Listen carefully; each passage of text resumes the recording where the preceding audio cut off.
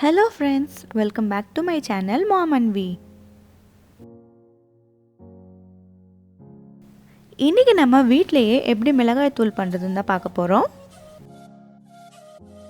1/4 kilo Kashmiri மிளகாய் தூள் நம்ம காய வச்சிருக்கோம். அது கூடவே 3/4 கிலோ நீட்டு மிளகாயும் காய வச்சிருக்கோம். காஷ்மீரி மிளகாய் எதுக்கு யூஸ் பண்ணுறோன்னா அதில் காரம் எதுவும் இருக்காது, ஆனால் நல்ல கலர் கொடுக்கும். நம்ம செய்கிற குழம்புக்கு ஃபுட் கலர் எதுவுமே யூஸ் பண்ணாமல் நேச்சுரலாகவே அது நல்ல கலராக இருக்கிறதுக்கு நம்ம இது யூஸ் பண்ணுறோம். நீங்கள் 3/4 கிலோ நீட்டு மிளகாய்க்கு பதில் 1/2 கிலோ நீட்டு மிளகா, 1/4 கிலோ குண்டு மிளகாய் கூட நீங்கள் சேர்த்துக்கலாம். இது எல்லாத்தையும் வெயிலில் ஒரு 3 நாளைக்கு நல்லா காய வச்சுக்கோங்க. அது கூடவே 1 கிலோ தனியாவையும் நம்ம காய வச்சுருக்கோம். தனியாவை நல்லா வாஷ் பண்ணிவிட்டு அதுக்கப்புறமா நீங்கள் காய வைங்க. அது கூட 100 கிராம் மஞ்சளையும் நல்லா காய வச்சுக்கோங்க.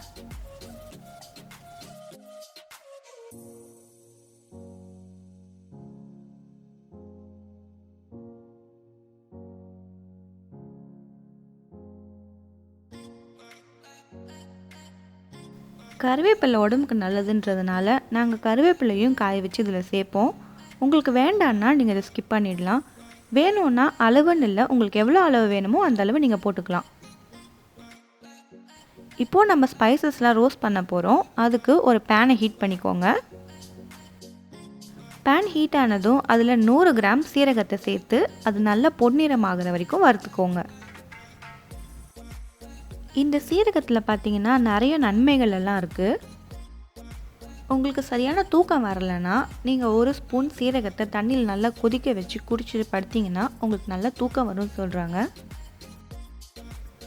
இந்த சீரகத்தில் வைட்டமின் சி இருக்கிறதுனால இது நம்மளோட டைஜஷனுக்கு ஹெல்ப் பண்ணும். குடல் புற்றுநோயை கூட வராமல் இந்த சீரகம் தடுக்குது. இந்த சீரகம் நம்ம சாப்பிட்றதுனால ரத்தத்தில் இருக்க சர்க்கரையோட அளவை இது சீராக வச்சுக்குது. நம்ம உடலில் இருக்க தேவையில்லாத கொழுப்பை கூட இந்த சீரகம் கரைக்குது.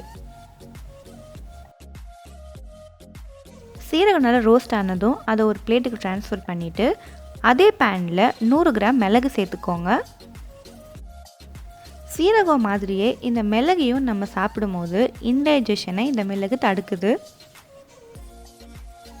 மிளகையும் நம்ம தொடர்ந்து சாப்பிட்றதுனால நம்ம உடலில் இருக்க தேவையில்லாத கொழுப்பெல்லாம் எடுத்து உடல் பருமன் ஆவதையும் இது தடுக்குது. நம்ம மிளகை சாப்பிட்றதுனால நம்ம உடலில் இருக்க வியர்வையை அது அதிகரிக்குது. இதனால நம்ம உடலில் இருக்க தேவையில்லாத நச்சு பொருள் எல்லாமே வெளியாகுது. உங்களுக்கு இன்டைஜஷன் இல்லைன்னா கான்ஸ்டிபேஷன் ப்ராப்ளம் இருந்துச்சுன்னா நீங்கள் கருப்பு மிளகை தொடர்ந்து சாப்பிட்டீங்கன்னா அது கண்டிப்பாக குணமாகும். இந்த மிளகு நம்மளோட மனசோர்வு எல்லாத்தையும் நீக்கி மூளையோட செயலையும் அதிகரிக்கிறதா ஒரு ஆய்வில் சொல்கிறாங்க. மிளகு நல்லா பொன்னிறமானதும் அதையும் வேறு ஒரு பிளேட்டுக்கு ட்ரான்ஸ்ஃபர் பண்ணிவிட்டு அதே பேனில் 100 கிராம் வெந்தயத்தை போட்டு நல்லா இதுவும் பொன்னிறம் ஆகிற வரைக்கும் இதை வறுத்துக்கோங்க. இந்த வெந்தயத்தில் பார்த்திங்கன்னா நார்ச்சத்து, இரும்புச்சத்து, புரோட்டீன், கால்சியம், கனிமம் மற்றும் கார்போஹைட்ரேட்டு போன்ற நிறைய சத்துக்கள் இருக்குது. நான் முன்னாடி சொன்னது போல் மிளகும் சீரகமும் சாப்பிட்டா எப்படி இன்டைஜஷன் க்யூர் ஆகுமோ அதே போல் இந்த வெந்தயத்தையும் சாப்பிடும்போது நமக்கு இன்டைஜஷன் க்யூர் ஆகும். இப்போ இது கூட 100 கிராம் கடுகு சேர்த்து இது நல்லா வறுத்து எடுத்துக்கோங்க. இந்த கடுகும் ஆப்ஷனல் தான், நீங்கள் வேணும்னா சேர்த்துக்கலாம். உடம்புக்கு நல்லதுன்றதுனால நாங்கள் இது சேர்க்குறோம். கடுகு சிறுத்தாலும் காரம் குறையாது அப்படின்னு சொல்லுவாங்க. அதுபோல தான் இந்த கடுகுக்கும் நிறைய மருத்துவ குணங்கள் இருக்குது. திரிகடுகம் அப்படின்னு ஒரு மருத்துவ பொருள் இருக்குது. அதில் முதலிடம் இந்த கடுகுக்கு தான்.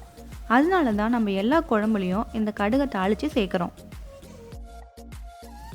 அடுத்து 100 கிராம் கடலைப்பருப்பையும் நம்ம இதில் வறுத்து சேர்த்துக்கிறோம். இந்த கடலைப்பருப்பில் அதிக அளவு நார்ச்சத்தும் வைட்டமினும் இருக்குது. இந்த கடலைப்பருப்பை நம்ம டெய்லி சாப்பிட்றதுனால பழங்கள் மற்றும் காய்கறியிலேருந்து கிடைக்கிற எல்லா சத்துமே நமக்கு இதிலேருந்து கிடைக்கும். மேலும் இது உடல் எடையை குறைக்கிறதுக்கும் இதய நோயை கட்டுப்படுத்தவும் பயன்படுது. இது கொலஸ்ட்ரால் அளவை குறைக்கும்னு ஒரு ஆராய்ச்சியில் சொல்லியிருக்காங்க. நம்ம சேர்த்துருக்க எந்த ஸ்பைசஸையுமே நீங்கள் ரொம்ப கருக விட்டுறாதீங்க. அது பொன்னிறமான உடனே எடுத்துருங்க. நீங்கள் அது ஹீட்டில் இருக்கும்போது அதே பேன்லேயும் வச்சிடாதீங்க. அது கலர் சேஞ்ச் ஆனதும் உடனே எடுத்து வேற ஒரு பிளேட்டுக்கு ட்ரான்ஸ்ஃபர் பண்ணிவிடுங்க. இப்போ இதுவும் நல்லா கலர் சேஞ்ச் ஆகிடுச்சு. இதை வேற ஒரு பிளேட்டுக்கு ட்ரான்ஸ்ஃபர் பண்ணிவிடுங்க.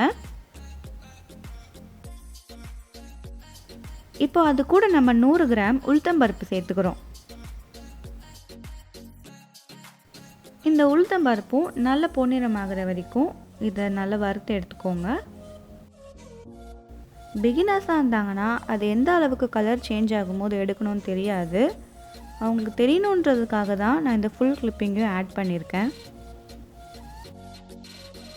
இதை மொத்தமாக போட்டு மிளகாய்த்தூள் அரைச்சிங்கன்னா உங்களுக்கு 2.5 கிலோவுக்கு மேலே கிடைக்கும். நாங்கள் இதை 5 மாதம் வரைக்கும் யூஸ் பண்ணுவோம். எங்கள் வீட்டில் 99% இந்த மிளகாய்த்தூள் தான் எல்லா குழம்புக்கும் யூஸ் பண்ணுவோம். இப்போ 100 கிராம் அரிசியும் சேர்த்து இந்த அரிசி நல்லா பொரியிற வரைக்கும் இதை விட்டு நம்ம எடுத்து வச்சுக்க போகிறோம். அரிசி, கடலைப்பருப்பு இது எல்லாமே குழம்பு திக்காக்குறதுக்குன்னு எங்கள் அம்மா சொன்னாங்க. நீங்கள் மிளகாய்த்தூளை அரிசி ஆட் பண்ணுவீங்களா இல்லையான்னு கமெண்ட்டில் சொல்லுங்கள். இந்த ஒரு மிளகாய்த்தூள் இருந்தாலே போதும், நம்ம எல்லா குழம்புமே வச்சிடலாம்.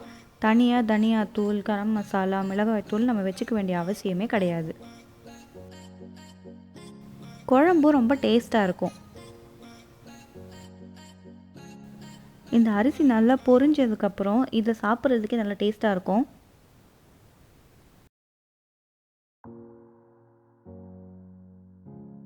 இப்போது அதே பேனில் 2 டேபிள் ஸ்பூன் எண்ணெய் சேர்த்துக்கோங்க. அதில் 5 துண்டு பெருங்காயத்தை சேர்த்து நல்லா அதை வதக்கி எடுத்துக்கோங்க.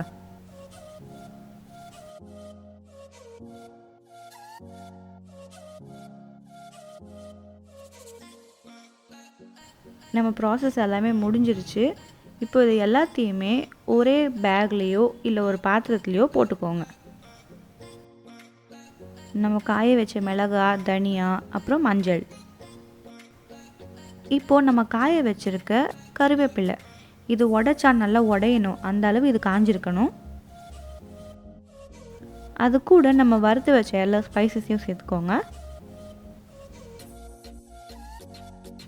இப்போ இது எல்லாத்தையுமே மிஷினில் கொண்டு போய் அரைச்சி எடுத்துகிட்டு வந்துடுங்க.